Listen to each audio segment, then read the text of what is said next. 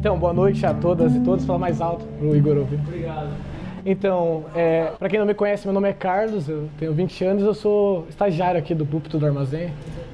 Quando o Cris ou o Bruno estão cansados, não querem pregar, eles me escalam para vir aqui.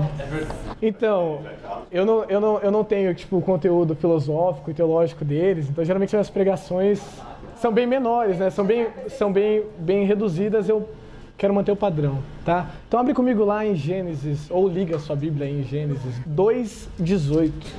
Então o Senhor Deus declarou: não é bom que o homem esteja só, farei para ele alguém que o auxilie e lhe corresponda. Depois que formou da terra todos os animais do campo e todas as aves do céu, o Senhor Deus os trouxe ao homem para ver como esse lhe chamaria. E o nome que o homem desse a cada ser vivo, esse seria o seu nome.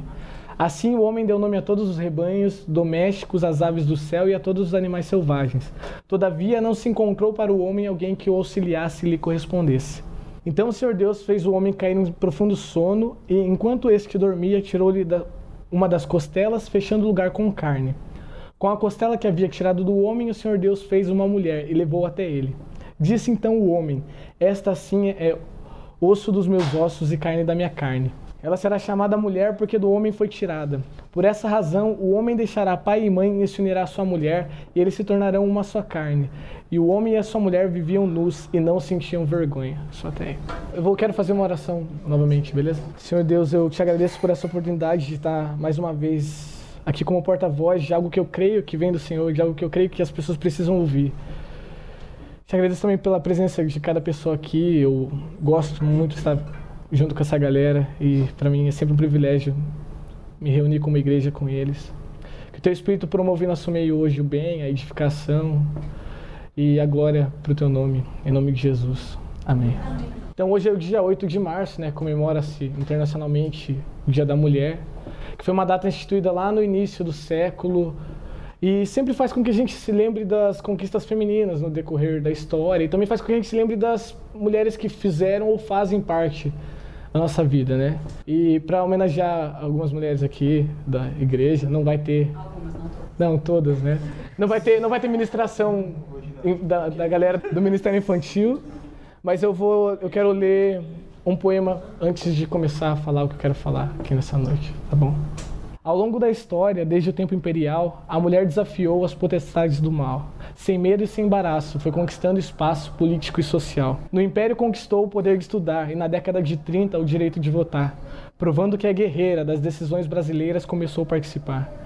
Tem mulher na presidência, no Senado Federal, na Câmara dos Deputados, juízas no tribunal. Conquistou lugar ao sol, tem mulher no futebol, na TV e no jornal. Tem mulher que é delegada, astronauta e pedreira, cientista, escritora, ministra, caminhoneira. Analista executiva, por ser muito criativa, teve mulher cangaceira.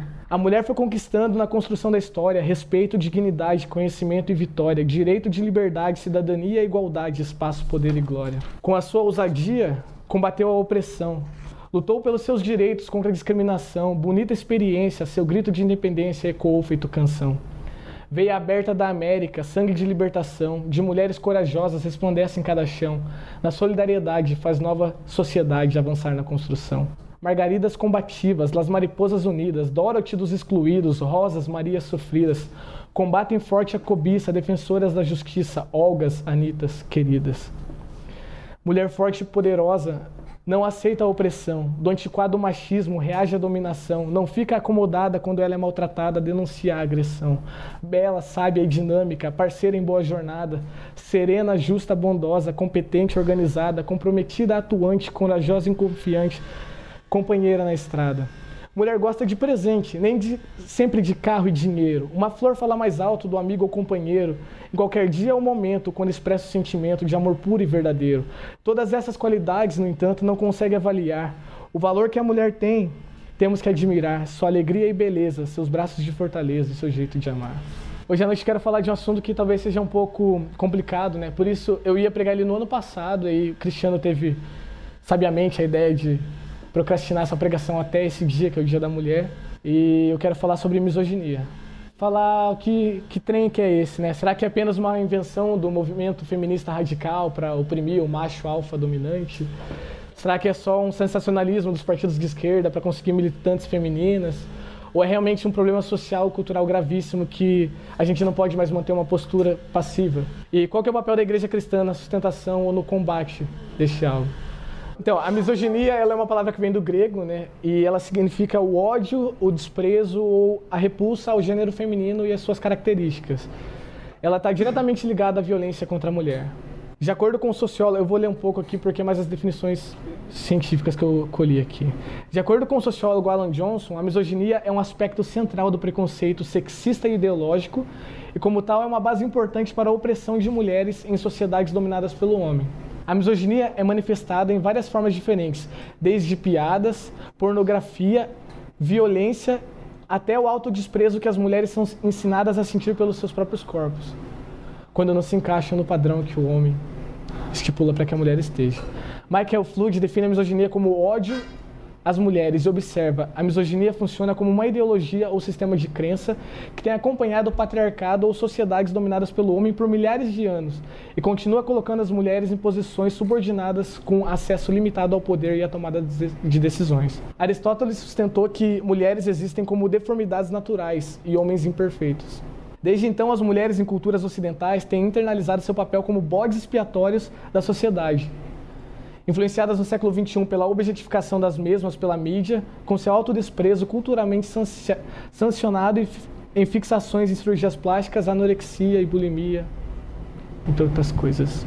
Alguns autores apontam que há, historicamente, uma tendência quase universal de se reduzir a humanidade ao termo homem e transformar e considerar as experiências masculinas como as experiências de todos os humanos, tanto para homens quanto para mulheres, sem dar o reconhecimento completo e igualitário à experiência feminina.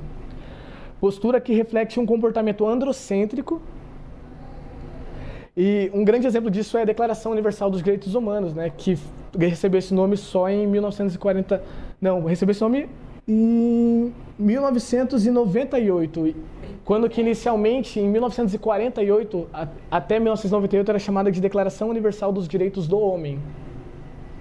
Segundo a psicóloga Rita Granato, a misoginia também pode ser definida como um transtorno psíquico, onde o misógino está envolvido num conflito entre a necessidade do amor de uma mulher e o medo profundo e arraigado dela. Sua necessidade de intimidade com uma mulher estão misturadas com o medo que ela possa aniquilá-lo emocionalmente, como foi em sua história pregressa. Suas experiências infantis é que geraram esse medo latente e inconsciente. A maneira como os pais se relacionam entre si e com os filhos poderia gerar o comportamento misógino, segundo essa psicóloga, Rita Granato. Na Grécia Antiga, a mulher ela estava sempre sujeita à autoridade de um homem. Para os gregos, a mulher se apresenta como naturalmente inferior ao homem, razão pela qual o matrimônio não se previa relação necessariamente amorosa. Eu até estava conversando com as pessoas essa semana e falei que a construção de família, por muito tempo, foi mais uma construção econômica do que de laços afetivos, né? Aristóteles vê a mulher como um homem defeituoso e afirma que o feto feminino necessita de 80 dias para receber a sua alma, enquanto o feto masculino faz na metade desse tempo.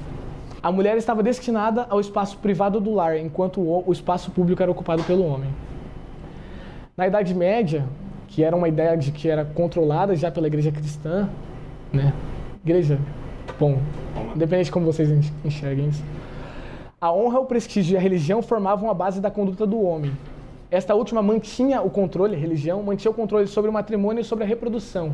Sem o direito ao conhecimento, as filosofias religiosas solidificaram a ideia de bruxaria como pretexto para controlar o conhecimento das mulheres. E todas as mulheres que se mostravam um pouco mais sabidas eram tidas como bruxas e acabavam queimando na fogueira. Mesmo no Renascimento e nos séculos 18 e 19, conhecida como a época da ciência e do desenvolvimento humano, não houve modificações substanciais na vida da mulher, que permaneceu apenas como reprodutora e tendo como base religião, como cativeiro, né? E na modernidade, um dos aspectos importantes da misoginia é a violência contra a mulher. Aceita em alguns casos, até apoiada pelo aparato jurídico e referenciada socialmente pela separação do espaço público do espaço privado. E às vezes eu estou lendo isso e falando e tipo, você pensa, não, mas isso é coisa do passado, a mulher já ocupou mais espaço, a gente já... E é verdade, só que talvez pareça que é exagerado. Eu trouxe alguns dados aqui sobre a violência, apenas no Brasil, a violência ocasionada pela cultura machista misógina. Esses dados são de novembro do ano passado, todos foram colhidos do Instituto Data Popular. 3 em cada 5 mulheres jovens já sofreram violência em relacionamentos. 1 em cada 5 mulheres considera já ter sofrido alguma vez algum tipo de violência da parte de algum homem, conhecido ou desconhecido. O parceiro, marido ou namorado, é o responsável por mais de 80% dos casos reportados. 77% das mulheres que relatam viver em situação de violência sofrem agressões semanal ou diariamente. 6 em cada 10 brasileiros conhece alguma mulher que foi vítima de violência doméstica. Uma mulher é espancada a cada 15 segundos no nosso país. Das 81 cadeiras do Senado Federal, apenas 11 são ocupadas por mulheres. Das 513 cadeiras na Câmara dos Deputados, apenas 47 são ocupadas por mulheres. No Brasil, estupra-se 18,7% mais do que se mata. E 89% das vítimas são do sexo feminino, possuem em geral baixa escolaridade, sendo que crianças e adolescentes representam mais de 70% das vítimas. É chocante, é trágico, é terrível. E o mais terrível para mim é imaginar que esses números eles estão em ascendência. Se você pegar dados anteriores, de pesquisas de anos anteriores, 2013, 2012, você vê que esses dados estão cada vez maiores. Apesar de todos os espaços que a mulher tem ocupado, apesar de todas as mulheres que a mulher tem, de todas as vitórias que a mulher tem tido no decorrer da história, a misoginia ainda está aí, viva, sendo vomitada todos os dias na nossa cara.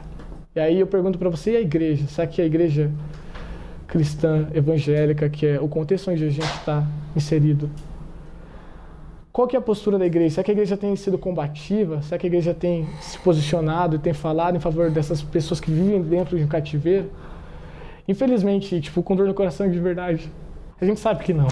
A igreja não só tem se mantido passiva diante dessa situação, como muitas vezes tem sido instrumento de manutenção dessa situação. É absurdo você ver seminários de casais de 3 dias onde se insiste em ensinar que a mulher deve ser submissa, que a mulher deve proporcionar prazer ao homem. A gente vê projetos em igreja como o projeto Esther, né, que ensina como ser uma boa esposa, que ensina que a mulher deve lustrar o sapato do marido. Eu podia falar aqui sobre como combater a misoginia num âmbito sociocultural, mas eu acho primeiro que a gente deve combater a misoginia em nós, como que nós como cristãos vencemos e saímos desse cativeiro aqui, dentro da nossa comunidade, para que possamos manifestar isso na sociedade que a gente vive. Se você quiser aprofundar mais sobre essa discussão depois, sobre as lutas por defesa de direitos das mulheres, depois a gente conversa pós-culto, apresenta uns esquemas aí, mas por enquanto eu quero falar aqui, dentro do contexto cristão. A salvação do cativeiro misógino, a salvação do cativeiro sexista e machista, ela é dada através da unicidade conquistada pelo sacrifício da cruz. A partir daí não existe uma dicotomia de papéis e relevância sociocultural entre homem e mulher. E não existe mais dentro de casa uma separação entre marido e esposa, porque em Cristo Jesus não existe judeu ou grego, escravo ou livre, homem ou mulher. Eu vou para o texto que eu li aqui, e eu não vou entrar no mérito de que se Gênesis aqui é literal ou não é literal, não importa. Vamos todos assumir que seja literal. Eu particularmente nem acredito que seja literal, mas vamos todos assumir que seja literal, apenas para eu dar o exemplo, para ser mais didático aqui com o que eu quero falar. Depois a gente discute se Adão tinha umbigo, se a serpente pulava, que se rastejar, sei lá, essas coisas. Então, quando Deus criou ali Eva, ela era livre no seu relacionamento com Adão. E o relacionamento deles era de igual para igual. Adão, comovido ao ver como ela era linda e sedutora, ele rendeu a beleza dela e disse, cara, isso aqui é carne da minha carne, é o osso dos meus ossos, faz parte de mim, você e eu somos uma coisa só. É isso que ele está dizendo ali, você é osso dos meus ossos, você é carne da minha carne. Não havia um sentimento de separação, um era parte do outro. Era como se fossem um só, mas em corpos distintos. Esse sentimento de união os levava a um convívio igualitário. Não havia domínio de um sobre o outro. Nem Adão dominava sobre Eva, e nem Eva dominava sobre Adão. E eles alegremente viviam de acordo com o que Deus ordenara, exercendo a coliderança. Ou seja, os dois eram líderes e tinham ao seu dispor toda a criação de Deus.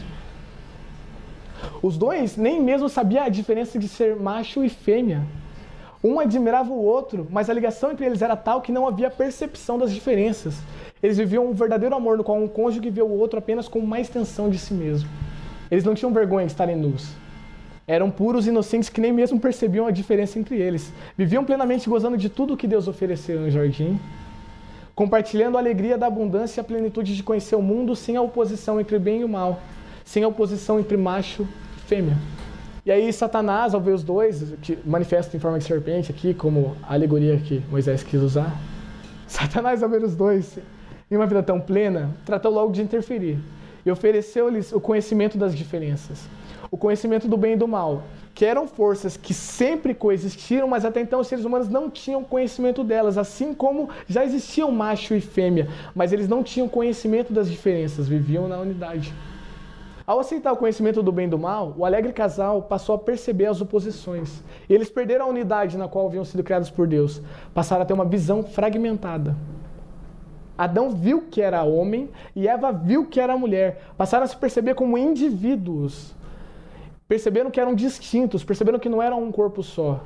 Viram que haviam diferenças enormes entre seus corpos e aí sentiram vergonha. Vestiram-se para cobrir a sexualidade, que a partir dali começa a ser tratada como algo pecaminoso, e até hoje, né? Sendo que antes era tão natural que até seria sagrado. Eva passa a viver procurando pela aprovação de Adão, que diz lá em Gênesis 4,16, o teu desejo será para o teu marido. E Adão começa a dominar sobre Eva, que diz, e ele que te dominará. A visão fragmentada de mundo, que distingue pessoas em homens e mulher, atribui a cada uma um fardo por ser homem e um fardo por ser mulher. E isso tudo é resultante do pecado. Quando alguém ensina que o homem deve dominar sobre a mulher, essa pessoa está ensinando o homem que ele deve continuar vivendo sobre o jugo da consequência do pecado original, exercendo um domínio que só lhe foi atribuído mediante o pecado, ou seja, esse domínio não é algo bom e natural, e sim uma consequência do pecado. Quando alguém ensina para a mulher que ela deve viver em função de satisfazer o desejo do homem ou as necessidades do marido em função de sua aprovação, também está ensinando a mulher a continuar vivendo sobre o pecado, a carregar o fardo do pecado que Eva carregou, a continuar sobre o castigo lançado sobre ela em decorrência do seu pecado. Jesus veio para nos libertar do pecado, para nos libertar de todo o cativeiro, inclusive do cativeiro machista e sexista. Por isso que o mandamento dele se resume em amar o próximo como a ti mesmo. Jesus não perdeu tempo elaborando regras de convivência, nem regras sobre qual roupa vestir, qual lugar ir ou não ir, ou o que falar ou não falar, o que comer ou não comer, o que beber ou não beber. Ele simplesmente nos ordenou que eliminássemos as barreiras do pecado através do amor. Se o marido olha a mulher e vê como Adão que ela é parte de si mesmo, se o homem olha para uma mulher e percebe que ela é parte dele, se a mulher olha para o marido e vê que ele é parte de si mesmo, não haverá motivos para brigas. Não haverá distinção entre os dois, não haverá dominador nem dominado. E a famosa pergunta, quem é que manda na sua casa, perde o sentido. Se queremos viver na graça de Cristo, devemos sair da visão fragmentada de mundo e evoluir para a visão unificada, que é a visão de Deus. Deus é a unidade. Ele é o princípio e o fim, o primeiro e o derradeiro. Todas as coisas foram feitas por Ele e sem Ele, nada do que foi feito se fez. Aquilo que nós vemos como coisas independentes, para Deus é parte de um todo. Ao eliminarmos aquilo que nos faz únicos e diferentes, ao nos identificarmos tanto com o outro, a ponto de não vermos diferenças entre nós, libertamos-nos do pecado e de todas as suas consequências. Ao ver o outro como parte de si mesmo, a fragmentação originada do pecado desaparece e podemos viver na plenitude da criação de Deus, que é a unicidade entre todas as coisas criadas por Deus no universo.